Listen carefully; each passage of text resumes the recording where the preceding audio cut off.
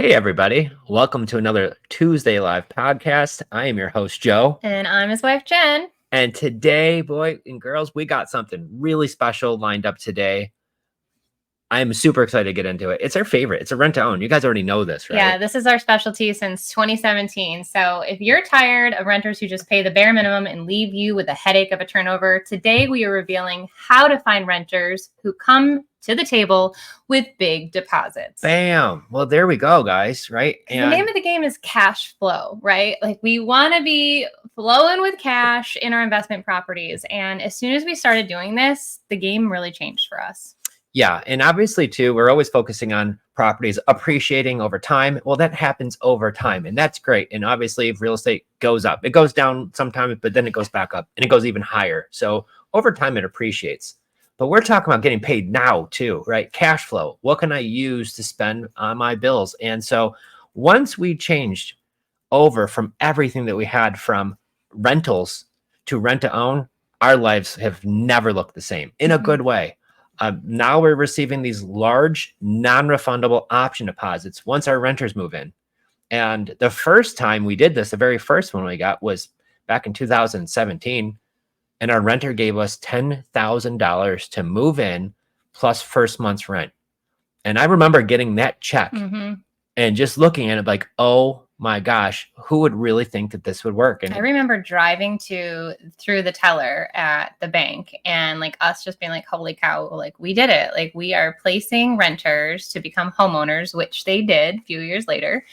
And, you know, again, that satisfaction of, wow, we're doing it. Like that gotcha moment of all of that hard work really paid off. Yeah. So dialing back to once again, what was it like? Yeah, we did turn those renters into homeowners. So we really plan on having everybody win when we do rent to own. And that's why it's been our favorite strategy, because there's many ways to do things, right? But if you make it a win for everybody, and that's how real estate should be, whether you're buying, whether you're selling, no matter what it is you're doing, try to create wins for everybody. And do it the right way too. And that's what we're going to dive in today. So if you want to learn and find out more about how this works, stay tuned. We're going to be dropping some major nuggets this episode for you guys. Absolutely. And as always, if you have questions and you're live with us, drop them in the chats on Instagram, Facebook. We're on YouTube. So we come live Tuesdays at 2 p.m. Eastern so that you can interact with us, because we understand there's so much knowledge to be had out there and so much education kind of thrown at you. Like it's hard to piece it all together. So as the questions come, feel free to drop them and we'll do a little Q&A at the end here. But really diving into the benefits of rent to own, you already touched on the big one of being able to help another human who is in a situation that just needs some time to qualify. And that was kind of a mindset shift for me, to be honest, because I just kind of figured everybody could own a home. You know, I had a teaching job, I qualified for a house, and I was able to own my own home. But guys, that's not the norm for everybody. And there's situations that happen, whether it could be health related or just some debt that creeps up or a divorce that happens. Like life happens, right? And you working in the car business for as long as you did, you saw all sorts of credit issues happening. Oh yeah. And it could be some small things that could really knock you out. Like one small little medical bill that was left unpaid. I've seen some of them for like $15 copays not being paid just by accident. And that really drops your credit score. Right? It could take you out of maybe qualifying or not qualifying. It could really mess things up. So when I found the statistics, fun fact, it's about 18% of the country could qualify for a mortgage. That's it. That's it. 18%. So if you look at 100 people all in a row, 18 of them could get a mortgage. So that leaves 82% roughly, or 82 people who can't. Right? And that could be credit. That could be self-employed. We know many people who've got great credit, but maybe they're self-employed and they own a lawn mowing business, right? And able to qualify for a house. Maybe they need to cut 5 more lawns a week. It could be something that small. So it doesn't always have to be about bad credit. However, that is one of the things. And we're even going to go over, how do we find out if they've got bad credit? Like, is this still a good fit for rent to own or not? And we're going to get into some of that today. Yeah. And I think like another benefit that comes along with that, these people want to own a home. So they're a little different, or even a lot different than a typical renter who is just going to I mean, let's face it, if you've owned any property and maybe someone's kind of left it in disarray, you know, that it's because they don't have that desire to own a home. They don't have that commitment to the property itself. So that's always a benefit that I saw is, you know, they were sharing the colors they wanted to paint their kids' rooms, or, you know, hey, we're going to actually rip out all this new carpet you guys put in and put in hardwood floor. And we're like, awesome. So we learned not to do all the little tiny things like that, because when you give them the ability to make their home their own, then they're going to treat it differently and in a good way, honestly. Most of them are super excited. I remember the lady recently who drew her garden all out. She was so excited to have all this yard of her own that, like, it's hers, you know, she could grow her tomatoes and whatever else she wants to grow in upstate New York. Well, and I think it's cool too, because once again, we had renters before. And so we knew when the battery went out on the thermostat, right, they'd call you to go replace the battery, or a light bulb went out and, you know, they don't have a step ladder, so they want you to come over and replace a light bulb. It was like some of these small things. And while I was working so much, that was a lot. Yeah. Right. And so once we kind of found out, like, these folks are going to plan on owning the home, they treat it like that. The light bulb goes out, guys, they just go replace it. They don't even call you anymore. So once we had so many of our own light bulb ideas go off, we're like, oh my gosh. Well, I think it really ties into as well, because some people are like, oh, if you really had toilet issues, then, you know, why don't you just hire property management? But we only had a handful of properties. But when you have a handful of properties, about 5, and the calls start coming in and you're in Las Vegas and you're trying to have fun, but you're also at a work conference, and now you're trying to maneuver the plumbing guy who just was over there, it can get stressful. So when we saw rent to own, we realized, oh my gosh, you know, maintenance and repairs on the soon to be homeowner, the renter, it was life-changing. It really was, because again, now they're taking care of that property as if it's their own. Yeah. So let's go flashback from the beginning. 2016, we had 5 rentals. We were renting single family homes in the suburbs. We had a 1-year-old and a 3-year-old. 1-year-old and a 3-year-old. I shared a post about how, you know, I was waking up extra early before the little ones were up, before Jen was even up, to get some of these things going, because I had to run out the door to work. I had a job. And there's people like, oh, why'd you work so much? I'm like, well, I had to pay bills, right? And there was even a comment saying like, oh, so you left your wife as a single mom. I'm like, well, first of all, absolutely not. I was never a single mom. Was I, you know, kind of on my own a little bit, but financially you were supporting us. So I just feel like that comment was so unnecessary. Well, plus that, most of these people are sending their kids to daycares anyway. So it's like, I'd rather my wife do it than have But we somebody knew else. that together, if we put in the time and really, you know, worked when others were having, you know, recreation, really is what it came down to. And, you know, you used to watch ESPN in the morning. When we first started dating, I remember you would always just watch, you know, the sports updates. And then once we started getting this ball rolling, it was all in on how do I become the best real estate investor I can be. Like, you saw that the dealership was not your life forever and ever. So you started to really hone in on Guys, I had the golden handcuffs. That's why I was like doing that. I had the golden handcuffs. I had a job. I was getting paid. I felt like I wanted to leave.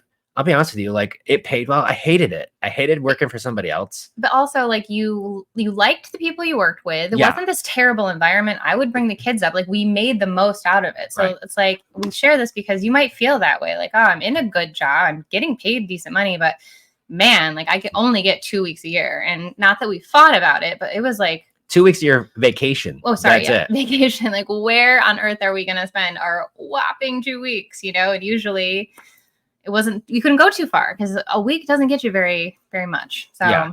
those little things started to add up. So it's like, if you feel that pull inside of you, like, man, there seems like there should be more. You're absolutely right. But it's going to require more of you. And learning the strategy of rent to own is truly what I feel like. It was like the 3-man slingshot, you know, where you like put something in it and you pull it all the way back and you just really like set yourself up for success. So it's like all those early mornings, late nights, and diving into this was really key. So Yeah. And you know what? And that's the key. So once you're taking those few extra steps, you want to make sure you're taking the calculated steps. So back when I found out that rent to own lease options were even a thing, I was like, holy cow, we could actually help people. Our real estate business could actually make a bunch of money that we can now reinvest back into our business and continue to grow it. This was why I saw the light finally at the end of the tunnel. And this is what I think gave me the okay that when we went full time in 2020, COVID happens, New York gets closed, walk away from my job. 42 years old, I was able to quit my job for the rest of my life, right? What a wonderful thing to be able to do. And then since then, what we've been able to grow our portfolio, our business, time together, time with the kids. We spend every day together. Which was kind of crazy, but in a good way. You wanted it. No, You I'm did just kidding. too. No. But no, it's true. We got to do this. And this was our dream. This was our big goal. And this is why we worked so hard. So the one thing I want to give shout out to somebody on Facebook, which was true. And they said that hustle is a season, not a lifestyle. So this was key. So during that season, and we're still working hard, don't get me wrong, but that one particular season, guys, I hustled my tail off. I think I've lost some hair. The rest of it went semi-gray. It's still got a bunch on there, so thank you, hairs. But, you know, we worked our tail. It would have happened regardless, but just kidding. But so this is what we're going to get into today. How do we find these people? Yep. Right? How did they come with these big option deposits? And I think that's really key too, because it's like you're finding people that have money. So if you're listening, you're like, well, that just seems impossible. Nobody has a lot of money for this non-refundable option and doesn't just own a home. Well, you're wrong. So you got to work on your mindset first. So if that's something you need to work on, like stop this recording and go listen to Zig Ziglar, Jim Rohn, or Napoleon Hill and work on your mindset.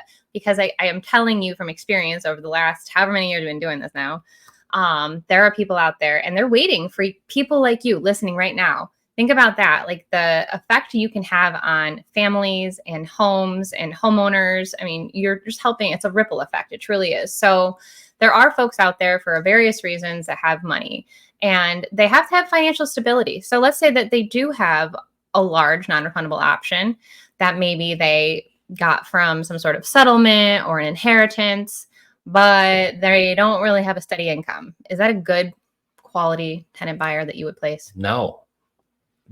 Why? So working in the banking industry, the one thing the banks look at is the ability to pay. If I'm going to lend somebody money for a car loan, do they have the ability to pay? And so what you want to do is by creating a win, like we talked about.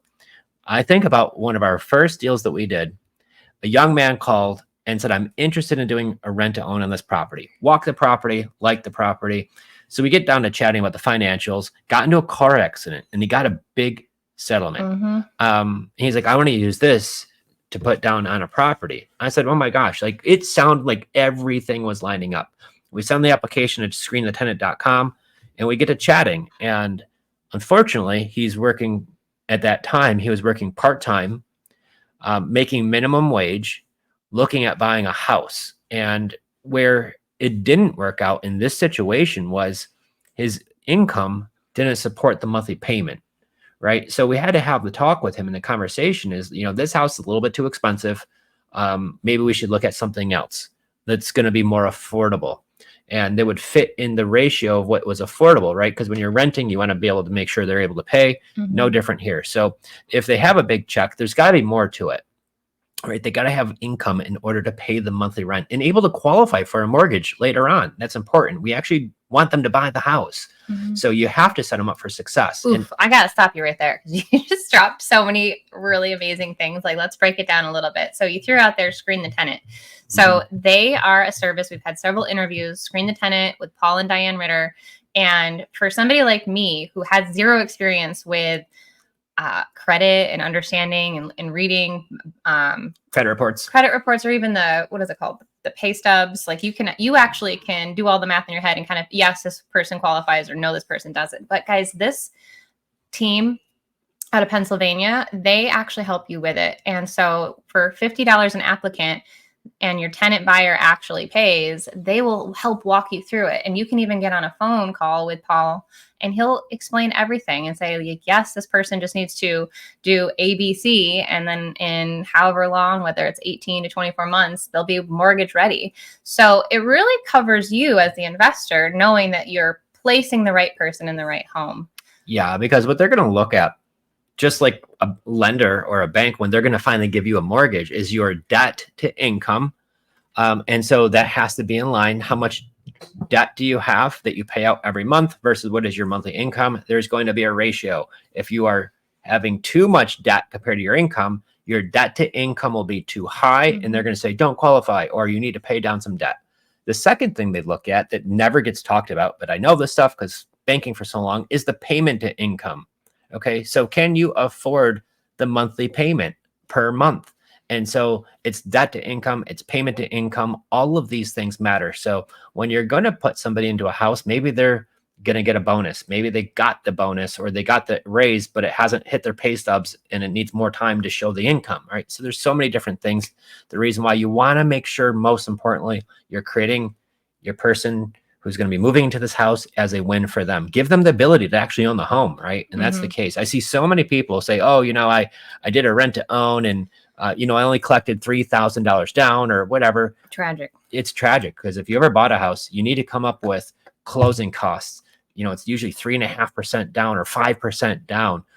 The appraisal, the inspections, the first year of taxes paid up front, the insurance policy. Once you figure out how much you actually have to come to the closing table with, it's a lot of money. So, and I'm going to throw in there too, like now they're responsible for maintenance and repairs. If they only have a couple $1,000s to get into this property, how on earth are they going to take care of your property? Like the money just doesn't appear typically, and from my experience. So it may look cool to say, oh, I put a rent to own buyer and I got my $3,000, but guys, if they're not going to qualify, like, are you just taking their money as a money grab? Like, I don't understand. No. And you know what? For me, you know how we are. We're picky. I will wait till we find our right renter. We will wait. So hence, we're still waiting right now. We've got 3 and our Dispo girl is working so hard on it. Shout out, Katie. But we just know that if you take the time and, again, the patience, and you screen and vet properly, it will pay off. So as the investor, you do have to have money to make sure that you can afford the utilities being on, maybe float a couple mortgage payments. So that's why we are so big on education, guys. We are doing this right now, today, live, and sharing this with you.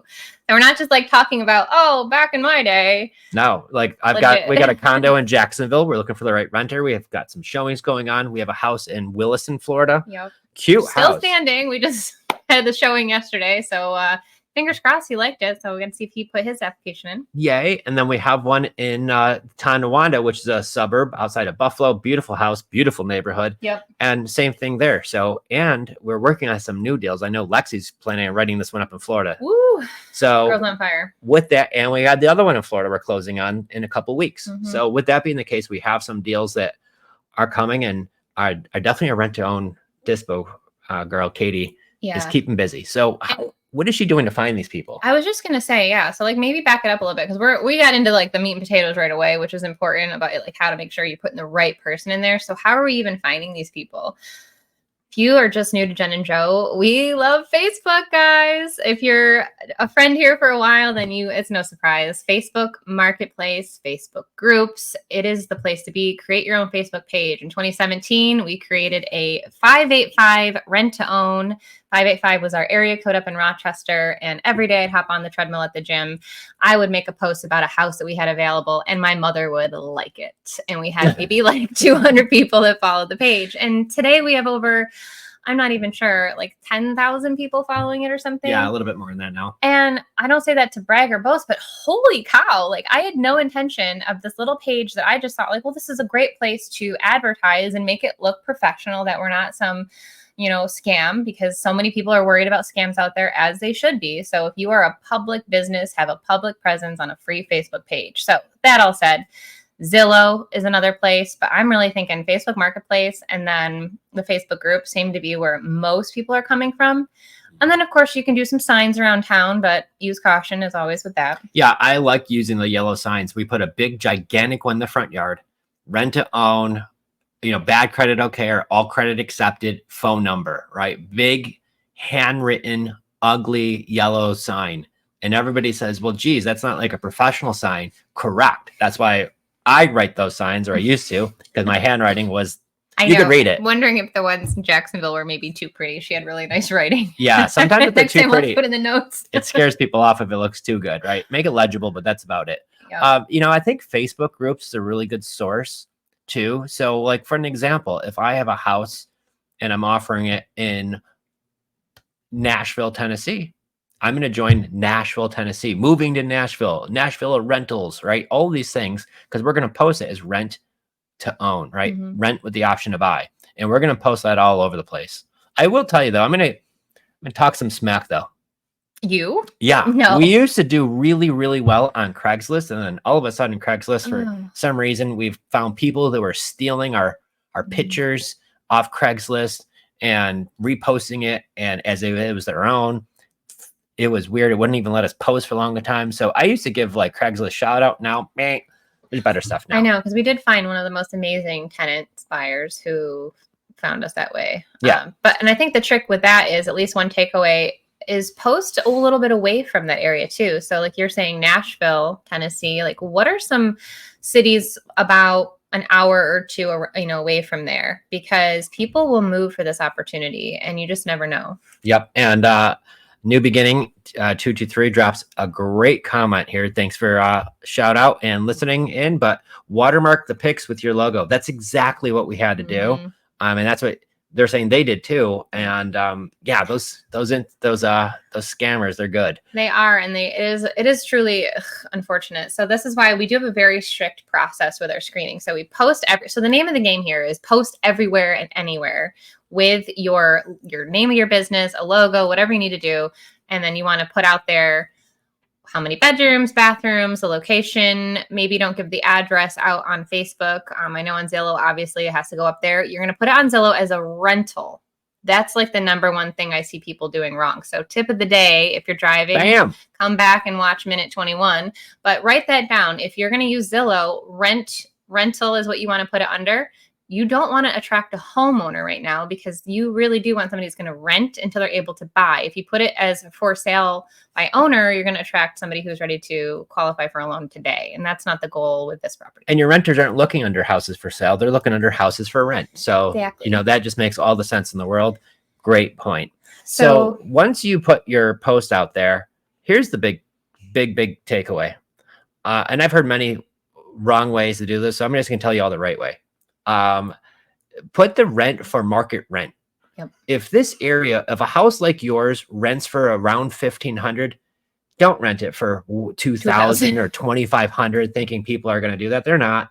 If it rents for $1,500, put it out there for $1,500, maybe a little bit more, but you don't have to. Anything they pay with ours, anything they pay above that will get added to their non-refundable option deposit. And we get into that later on. So that's just something completely different. But, it's coming down to affordability.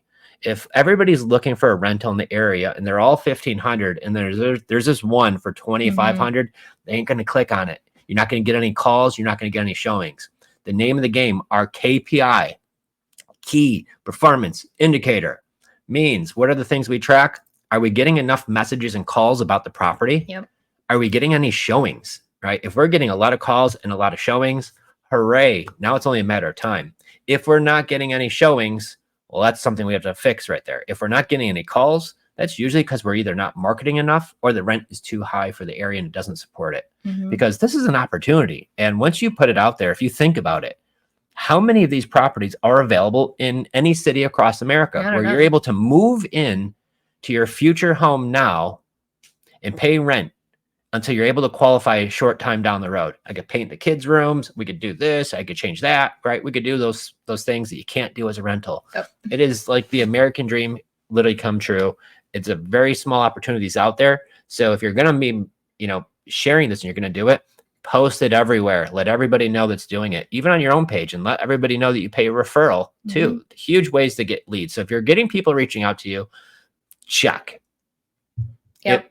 And I think too, as you said that, like if it's a rental for $1,500, don't think, oh, well, it's rent to own, I'm going to make it go $2,000, and then I'm going to let that extra $500 go into like a rent credit. Right. That's where, again, you really want to make sure you have the proper education and coaching. And that is a big no-no. Don't do that. Be sure that your paperwork all states everything that it should. So little things to think about there. So once you have all of the people seeing your ads, you're going to get a lot of messages. I think one day we both had over like 200 a piece, and we were like maybe more. Girl, I had like 200. I remember getting home after work. You're like, you had like 400 yourself that day. I was like, I came home. I was like, oh my God, I had 200 people reach out to me saying, is this available? Is this available? And then your phone, I felt bad for you.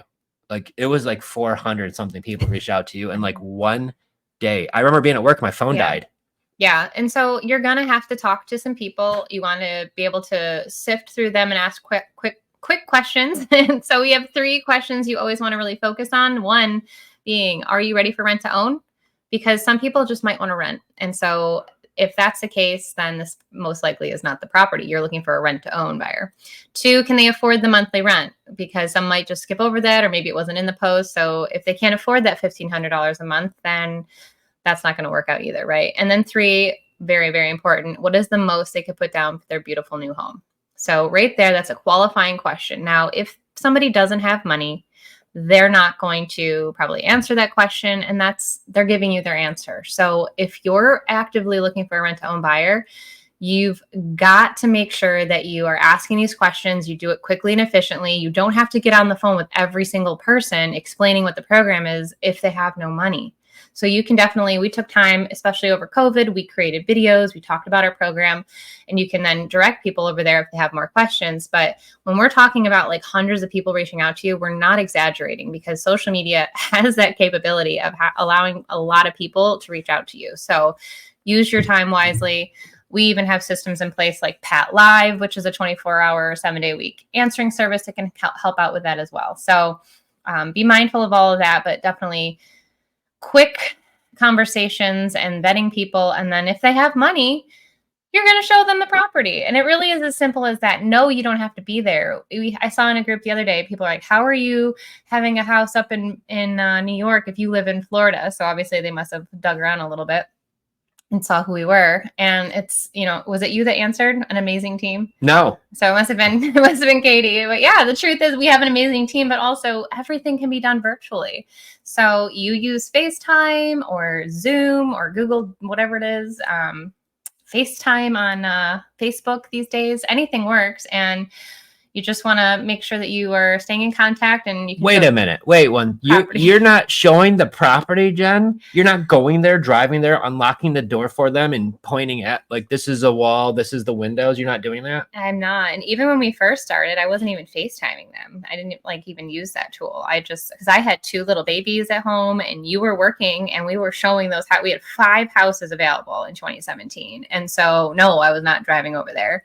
But I was making sure I had a driver's license from them. And then once they were there, I got the license. I then gave them the lockbox code. And so wait, you talked to them first. They said, I want rent to own, and I got a bunch of money. Yep.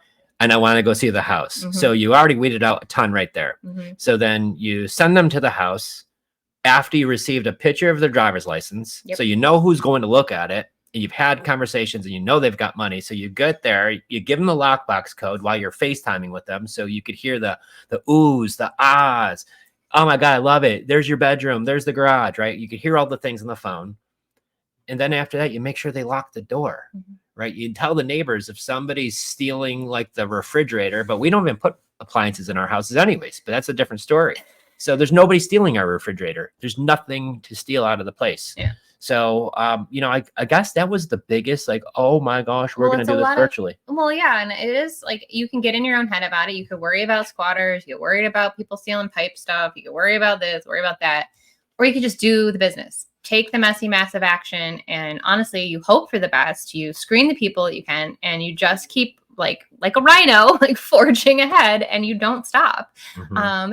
It's when we stop and we overthink and we overanalyze, and then we're paralyzed that, yeah, all this bad stuff could happen, but we can't let that stop us from all the great things that are able to happen too. So. Yeah. So I think that's the big thing too. That's what gave us the ability to think. I mean, a lot of bad things happened at COVID, but some of them it forced us to do this business more remote. Yeah. Especially when in the beginning ages, times of COVID where we couldn't meet. So when I'm showing a property, I'm showing it through them there, me FaceTiming with them to make sure they lock the door. They put the key in the lockbox when they're done, right? They change the combination so it's not the same one. So just we learned these things at that point, but we were already doing it before COVID, mm-hmm. which was super helpful. So it just helped us even when we're buying properties. I know this is going to freak all of you out, but every property that we buy, we don't go to. I don't know the last time we've gone to a property that we bought and kept, because that's not what we do. We do it all virtually. But like when you're buying some of these really, really nice houses, especially some of the new ones that are just built like a year or two ago, like I don't want to go see it. It's 2 hours away. I know it looks beautiful. I got pictures. You could buy virtually too.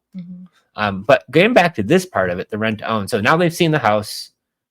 You hear the oohs, the ahs. I love it. There's the kids' room. There's the garage and all that. Now it's just time to figure out sending them that link like we talked about with screenthetenant.com.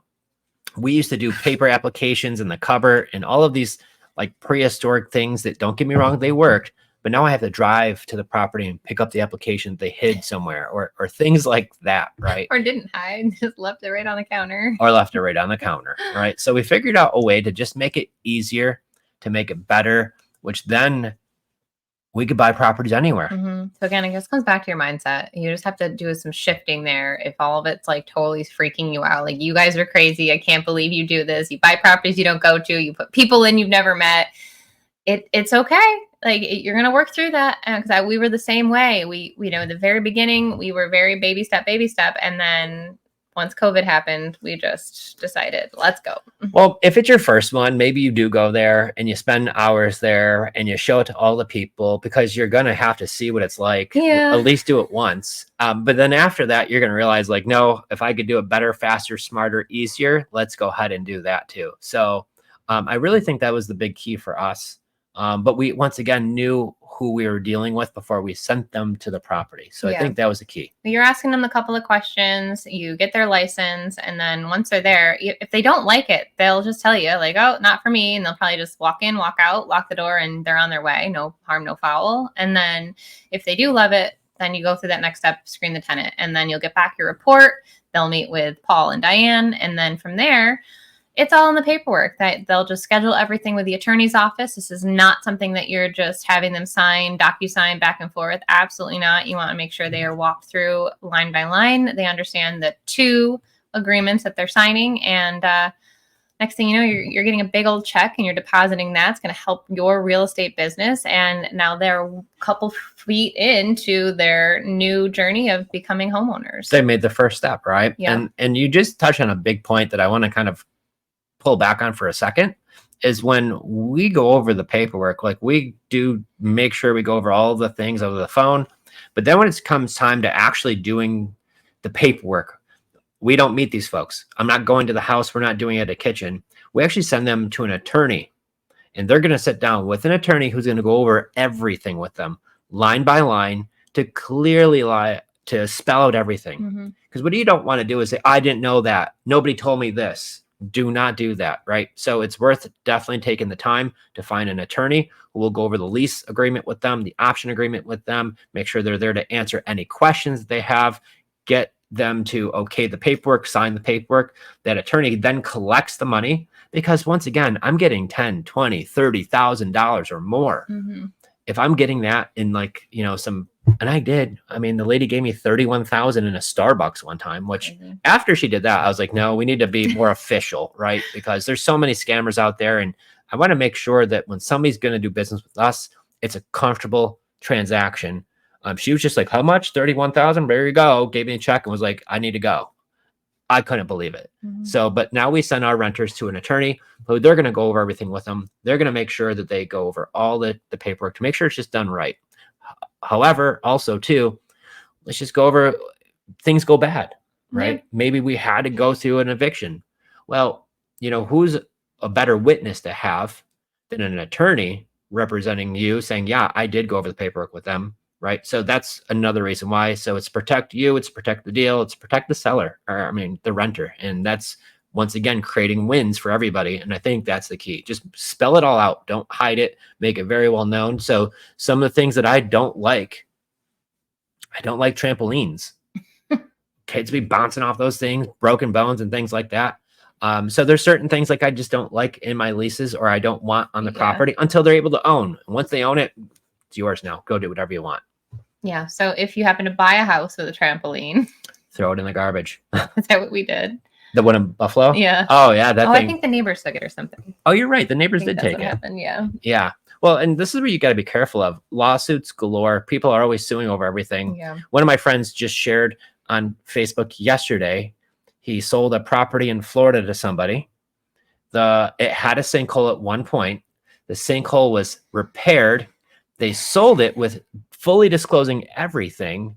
5 years later, the buyer sues them for selling them a property that had a sinkhole. He was like, they were fully disclosed. They knew what they were buying. It was repaired. And yet, so there's just lawsuits galore, guys. You just want to make sure you cross all your T's, dot all your I's. That case. Oh my gosh, that's crazy. His wife's a lawyer. We'll find out. Oh boy, to be determined. Okay.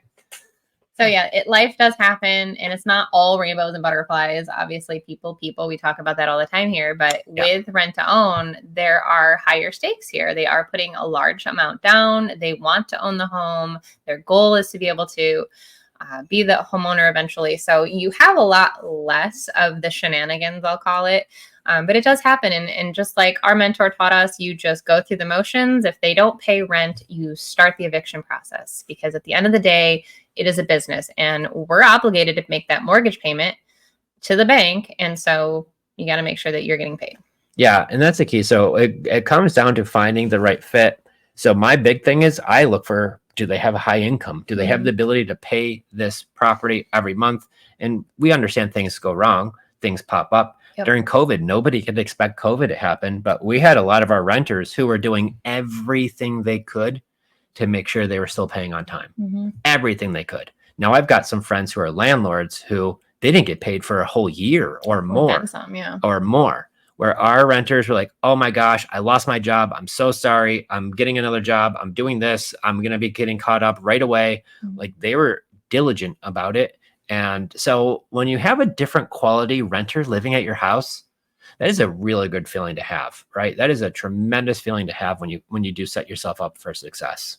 Absolutely. And stuff happens too, where sometimes life transfers them outside of the state. I remember we were literally driving down to Florida, March of 22, and we had a family living in one of the properties up in Rochester. And he was like, hey, we're moving to Arizona. You guys are great, but we're out. And we were just like, is this the first time that had happened to us? Got a job transfer. He was like, I feel bad. I'm not buying it. You guys are wonderful. Wife, kids, they're all moving to Arizona. Yeah. He's like, you get your house back. And I was like, okay.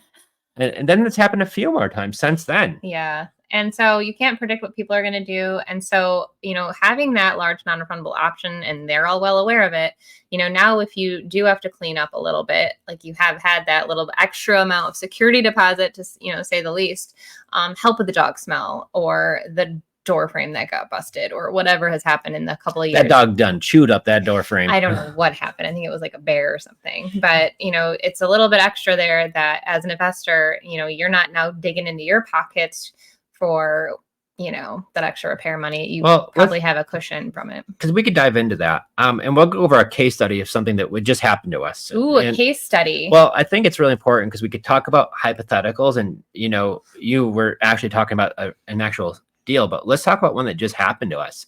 So we bought a house on seller financing back in 2017, I think, or 18. Seller had a mortgage. We bought it with the wrap, all that good stuff, right? We put in our first rent to own buyer. They give us $10,000 to put down, paid rent. Once in a while, get a little bit behind during tax season, would always get caught right up. Everything was great. But then this was the spring of this year. Their term was up. 5 years, still haven't bought the property. Now, if you don't buy it, we just renew it. But he didn't want to renew it. I called him and didn't answer. His phone was shut off. And so then like a day or two later, we get an email, Jen does, and he's like, hey, I've already moved out, not buying the house. You guys get the house back. The key is on the gate. We're like, what? This is in New York. We're in Florida. So he gives us the house back. I send our contractor over. He was like, oh boy, this place is a mess. A little bit of a rough shape. He was growing pot in the house, which we didn't know about. And the only way we found out was because our contractor left it behind. He left like stems or sticks or whatever they're called behind. I took a picture of that, put on my Instagram or Facebook so you could check that out. But also, too, he must have got mad. I think he was growing really bad pot because he was punching holes in the wall. He was growing bad pot. Maybe he was frustrated, right? But he punched a bunch of holes in the wall, so we had that to fix, some flooring issues, things like that. And so he was one of the first few that we placed. So I feel like looking back, I've learned so much along the way. I don't know if I would have placed him. I don't know. Yeah. So We had to put $20,000 of renovations. Well, we had some choices. I could sell it on the market as is, hot neighborhood, hot, cute property, needed some work. I could have still sold it at a discount, put it on the market and sold it right away and made a bunch of money. I was like, nope, don't want to do that. Why kill the goose that laid the golden egg? Mm-hmm. So what did we do? We decided we're going to put money into the property. We could also offer rent to own handyman special and let somebody take it as is, right? But then usually you're going to get less money down and they got to do a bunch of work. So, sometimes you got to find the right person for that. And that takes more time. So we just bite the billet. We put $20,000 worth of renovations in it. But here's the key, guys. He obviously gave us $10,000 down 5 years earlier. It's non-refundable, right? He walked away from that. We made money every month for the last 5 years renting it. Yeah. But flip side now, we just had to put $20,000 worth of renovations to the property. But this is why rent to own comes in and saves the day, because our renter moved in and she gave us $31,000 to move into the property. She was wanting the property before it was even finished, completed. And the reason why was she was going through a divorce and they were selling the house. She was paying off all the debt and credit cards and all that stuff was getting wiped out. So she was going to have maybe a lower score, but debtless, good income, wanted to stay in the same neighborhood, wanted a beautiful house in a beautiful neighborhood.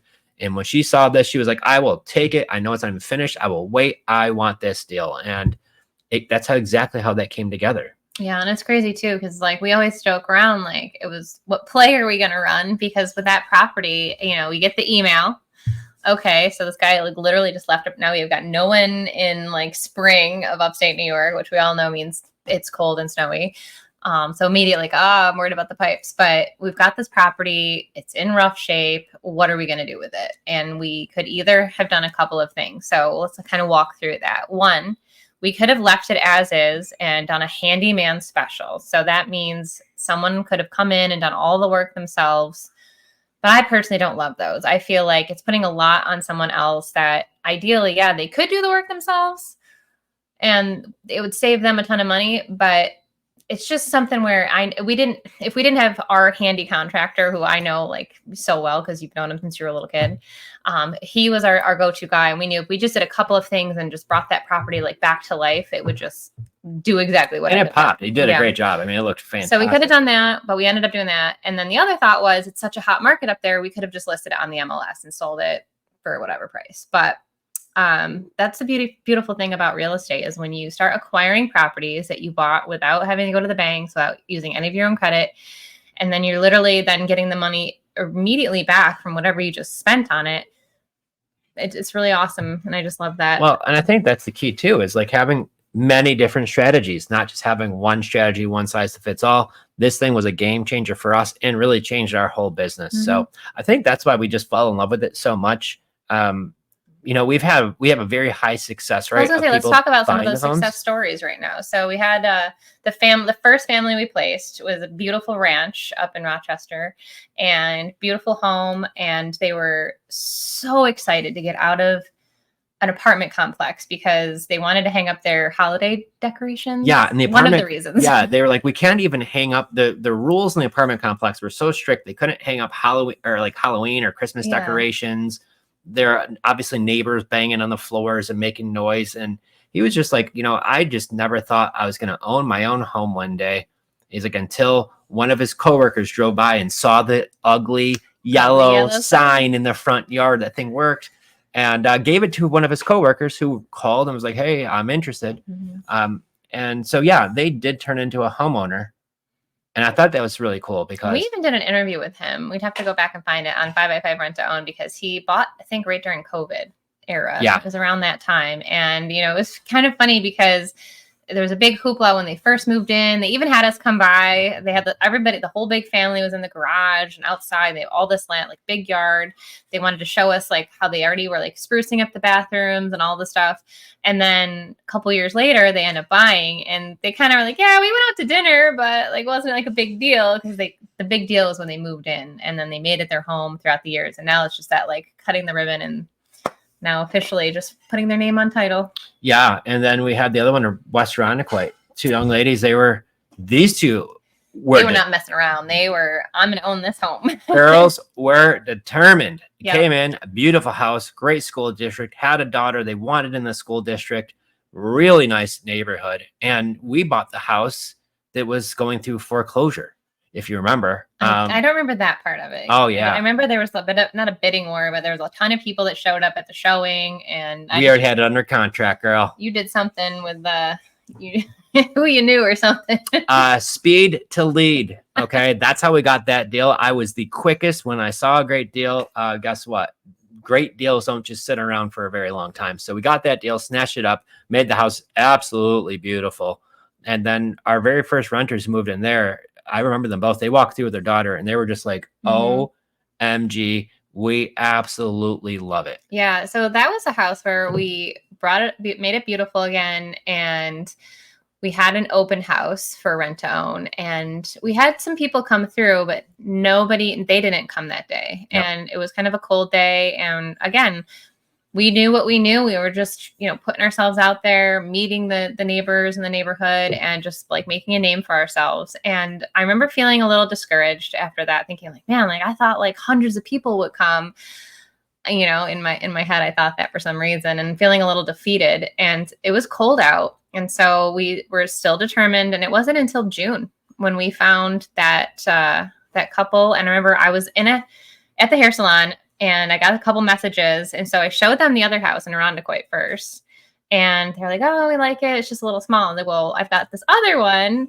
And I just remember like taking the time to chat with them. And then they called me and they're like, we love it. Oh my gosh, how do we get this? And so it was crazy June. You were at the tent sale, so you weren't home at all, basically. And I remember really like navigating that. So if I could do this as an English teacher and a stay-at-home mom, guys, you can do.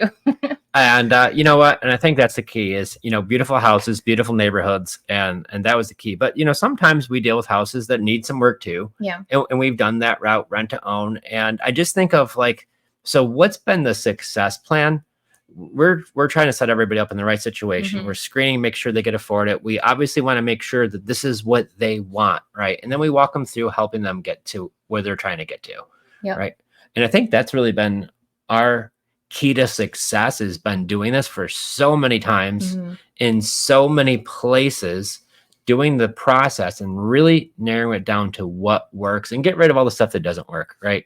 Yep. And I think that's why we probably have one of the highest success rates of people who actually get to buy than most, right? Because we actually care. And I think that's the big difference. The most recent one was awesome because they too wanted that school district for their kids. And she was the ones that just bought California. Oh. Yeah. She was a school bus driver and he was a truck driver.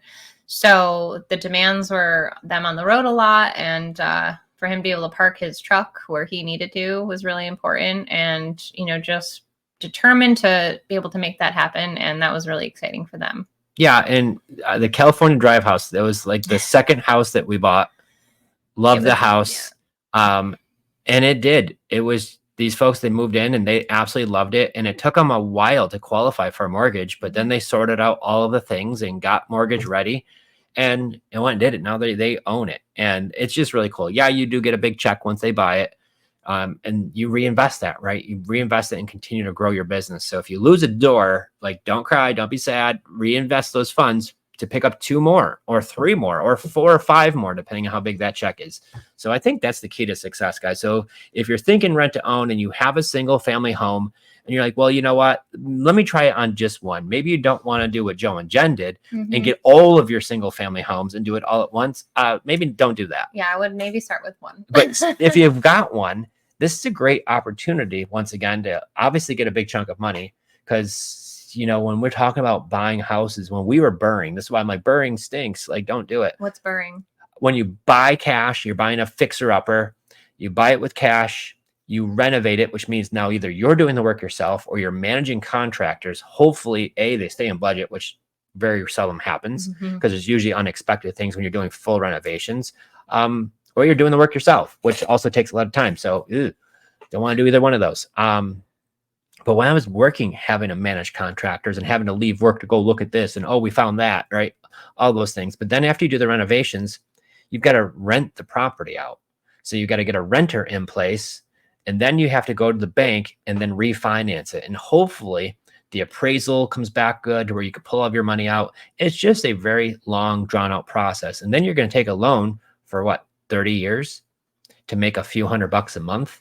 It's a long time of you handling responsibilities of maintenance, repairs, any of these other things that could happen for 20 years, 30 years, right? Why not making a whole bunch of money? So this is why when you could get rid of those repairs off your desk, because they don't mind doing it. And you don't have to worry about, first month's rent and security. You get a really large non-refundable option deposit. This is what really changed our world and so many others. Yep. And so you, again, just always surround yourself with the people that have done it, are doing it, the professionals. I want to give Ruth a shout out. I know they are working hard at placing tenant buyers, and she's just given Screen the Tenant a shout out. They're amazing when an asset to our business, and they do such a thorough screen check and provide the rationale for choosing or not choosing the person or people. Our people are so grateful for their additional services for credit repair as well. I didn't mention that, but yeah, they have a credit repair service. So if you feel that they need to be enrolled in that or they want to, then by all means, you can enroll them in there. Great point, Ruth. Thanks for tuning in. Yay. Good to see you. All right. I got a couple questions here.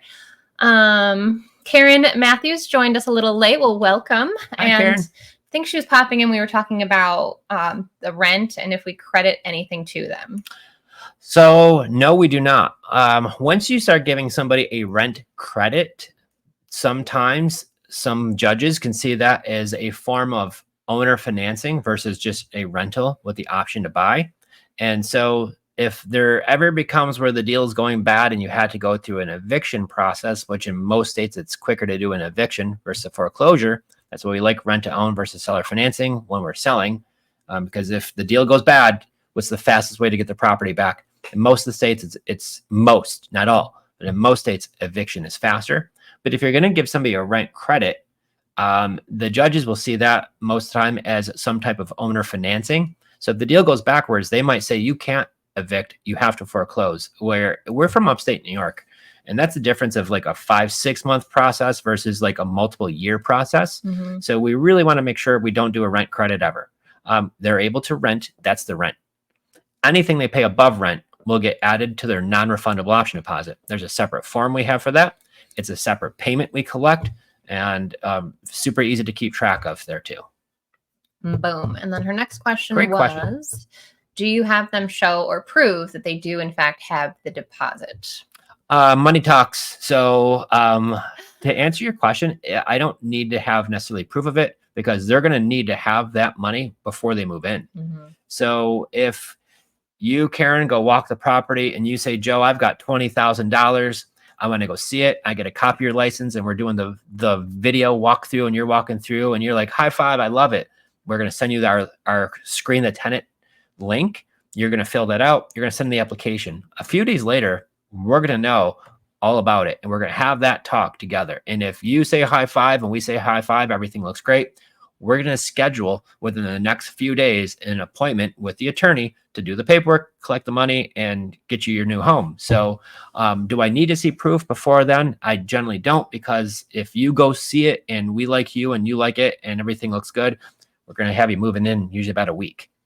And sometimes they're getting the money from mom, grandma. We had one guy sell his truck. So people could get creative. You could borrow from your retirement. There's so many things that we've had folks do over the years.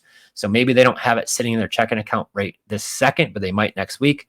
So as long as they're going to. But on the flip side, I'm going to give everybody a big warning. Do not collect cash. Don't do it. It's never going to work. How are you going to prove that you received the money? I had a very odd situation happen to us at one of our properties years and years and years ago. I legitimately felt like I was in a scary movie where the people saw it. They loved it. They had the money. They go to the attorneys. They sign all the paperwork. My attorney calls me. He was like, hey, they were here. They just signed the paperwork, but they didn't leave any money. And so as I'm literally talking to the attorney, the renters call me. And they're like, hey, we just signed everything at the attorney, but we need to talk to you before we, hand over the money. We want to meet you at the house. And I was like, oh this boy. is during COVID, so it was really weird. Oh boy. Okay. So I get to the house and the guy's like, hey, for the 30,000 we're going to put down, I've got cash. I want to give you cash. And I'm like, absolutely not. You need to go get a check for $30,000. And they're like, no, isn't there a way that we could work something out? The minute you have that happen in front of you, all of their shenanigans, now you're going to be a part of their shenanigans too. And what I've learned a long time ago is don't make other people's problems my problems. So I wanted nothing to do with it. As tempting as it could be, absolutely not. I said, if you guys can't get a certified check for that amount, deal's off. And it was one of those things like we're having like the standoff in the kitchen. And I'm like, nope, They're not like, going to take happen. my money. And you're like, no.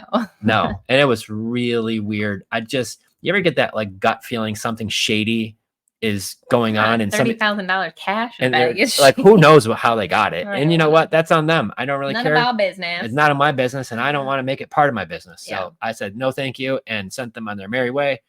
And we ended up renting out to the other family and it worked out a million times better anyways. Yeah.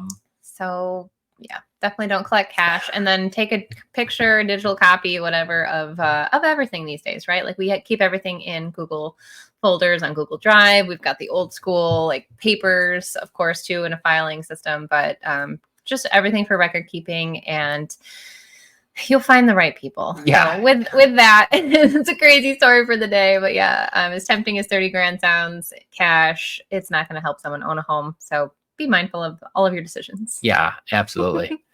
Well, thanks so much, everybody. Hopefully you learned some things about, want to answer? We got one more question. Oh, okay. I want to be able to get to it. Karen, Oh. one right there.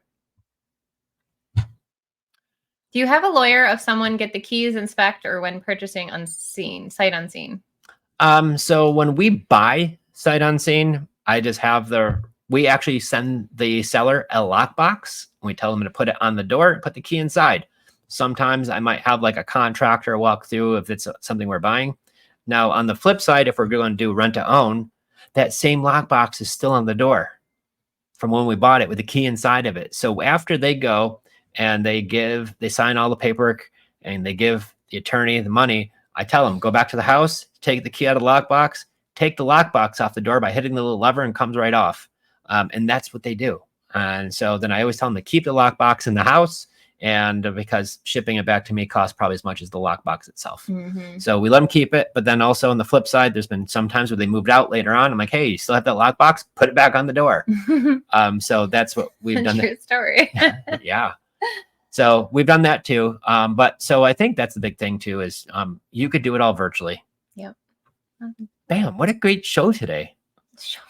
Yeah. Well, everybody's talking about rent to own. I see it in comments. People are messaging me, messaging you all the time. It's like anything. There's a right way and there's a wrong way. And if you truly want to set you and yourself and your business and your rent to own tenant buyers up for success, just make sure you know what you're doing and get with the people that do.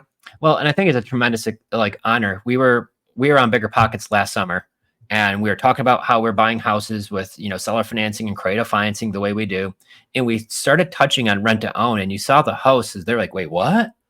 They're like, okay, we need to have another whole episode. We want to have you guys, do a deep dive on that. We want you back. So we just did that 2 months ago with Bigger Pockets and our second interview with them. So what a great time. If you haven't already checked that out, I highly recommend it. Yeah, we'll put it in the show notes below for sure, because I know that there are several things getting labeled as rent to own, and it's all a little different. So do your due diligence. Make sure that what you're setting yourself up and your tenant buyers up for is exactly what you're looking for, because I know that there's some other things out there. Yeah, I'm not going to pick on anybody. I'm not calling anybody's names. I'm not going to do that. Not telling you to. I don't want to out anybody, but I watched some interviews of people talk about rent to own, and they are doing it like not even close to right. And I'm not being that guy, okay? But after you've been doing it for so long, if you're supposed to do something a certain way and it's like completely butchered, Maybe we do a video on that.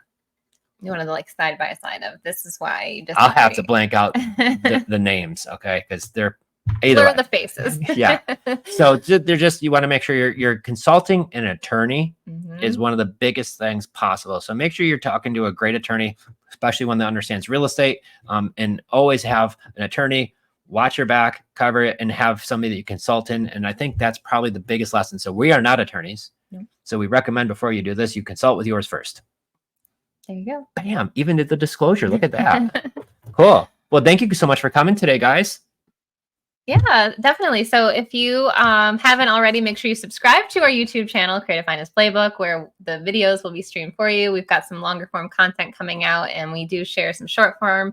And then we also have another podcast that drops on Friday. So Apple, Spotify, make sure that you're tuned in for all your creative finance real estate needs. And if you need us, guys, feel free to reach out. Joe is definitely better on the phone. I'm on social, so make sure that you do that. So thank you so much, and we'll see you guys next week. See you guys. Bye.